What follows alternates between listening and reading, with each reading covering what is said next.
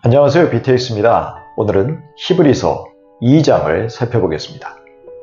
1장에서 저자는 잘못된 천사 숭배 사상에 빠져있던 사람들에게 예수님이 하나님이심을 확실하게 논증하므로 예수님을 천사와 비교할 수 없다는 것을 명쾌하게 밝혔습니다.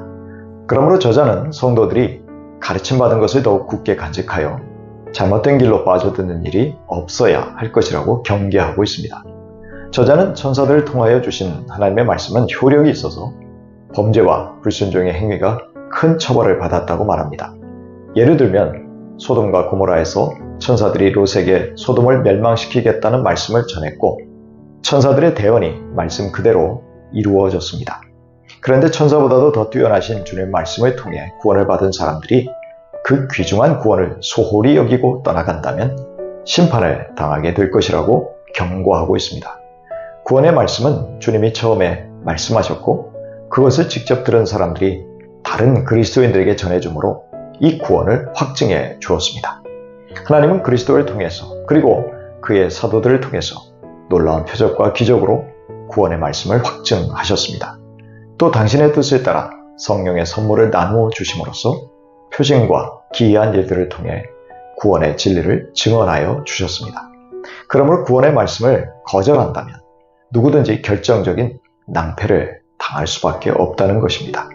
하나님은 장차 올 세상의 통치자이신 예수 그리스도를 모든 만물 위에 두셨습니다. 결코 천사들의 지배 아래에 두신 것이 아니라고 말합니다. 그런데 저자는 시편 8편의 말씀을 그리스도가 사람이 되심으로 기꺼이 천사들보다도 낮은 자리로 내려갈 것이라는 예언으로 해석하고 있습니다. 그 목적은 우리 사람들을 구원하시기 위해서라는 것입니다. 애초에 하나님은 만물을 인간에게 복종하도록 지으셨지만 범죄함으로 인간은 그 통치권을 상실하였습니다. 하지만 잃어버린 인간의 통치권의 회복이 그리스도의 성육신을 통해서 이루어지고 있음을 알아야 합니다. 예수님은 성육신 하신 후 죽음의 고난을 받으셨는데 그것은 하나님의 은혜로 모든 사람을 위하여 죽음을 맛보려 하심이었습니다. 하나님의 은혜로 우리 인간의 죄 용서를 위한 그리스도의 대속의 죽음이 이루어졌습니다. 그리고 이후에 그리스도는 부활 승천하심으로 영광과 존귀로 관을 쓰시고 통치자의 지위를 회복하셨습니다. 그리고 인간도 하나님이 인간을 창조하신 원래 목적대로 다스리는 자의 지위를 회복하는 길이 열렸습니다. 완전한 사람으로 오신 하나님이 사람들이 옛 지위를 회복할 수 있는 길을 열어주신 것입니다. 만물을 창조하시고 만물을 보존하시는 하나님이 많은 자녀를 이끌어 영광에 들어가게 하십니다. 그런데 이렇게 많은 사람들을 구원하여 영광에 들어가게 하도록 하시기 위하여 하나님은 구원의 창시자인 그리스도를 고난을 통하여 마땅히 완전케 하셔야 했습니다. 예수님 자체는 완전하신 분이기 때문에 더 이상 완전하게 되실 이유도 필요도 없습니다. 그러나 하나님은 우리를 구원하시기 위한 구속사역의 창시자로서 예수님을 고난을 통해서 완전한 구속제물이 되게 하신 것입니다.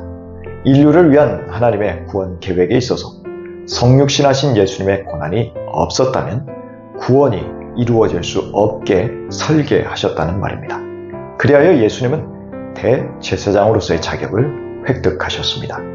거룩하게 하시는 분인 예수님과 거룩하게 함을 입은 우리 구원받은 사람들이 모두 다 한 하나님에게서 났다는 것은 놀라운 선언입니다. 우리 주님은 거룩해 된 사람들을 형제라 부르시기를 부끄러워 아니하셨습니다. 이것이 얼마나 큰 특권입니까? 구원받은 우리가 구원의 창시자인 분과 한 뿌리에서 났다는 것이 얼마나 놀랍습니까? 그리하여 우리는 과분하게도 주님의 형제 자매로 불리게 된 것입니다. 그러므로 구원받은 하나님의 자녀들은 오직 하나님의 무한한 사랑과 은혜를 찬양하고 높여야 합니다. 저자는 시편과 이사야의 인용을 통해 이러한 사실을 강조하고 있습니다. 예수님이 성육신하신 이유는 당신의 대속의 죽으심을 통하여 사망의 세력을 잡은 자, 곧 마귀를 제거하려고 하셨기 때문입니다. 또한 일생 동안 죽음의 공포 때문에 종노릇하는 사람들을 해방시키기 위해서였습니다. 그리고 그 죄와 사망에서 종노릇하는 사람들은 천사들이 아니요 바로 아브라함의 자손이었습니다. 이것을 위하여 예수님이 성육신하셔서 범사의 형제들과 같아지셨고 결국 충성된 대제사장이 되어 백성의 죄를 대신 속죄하셨습니다.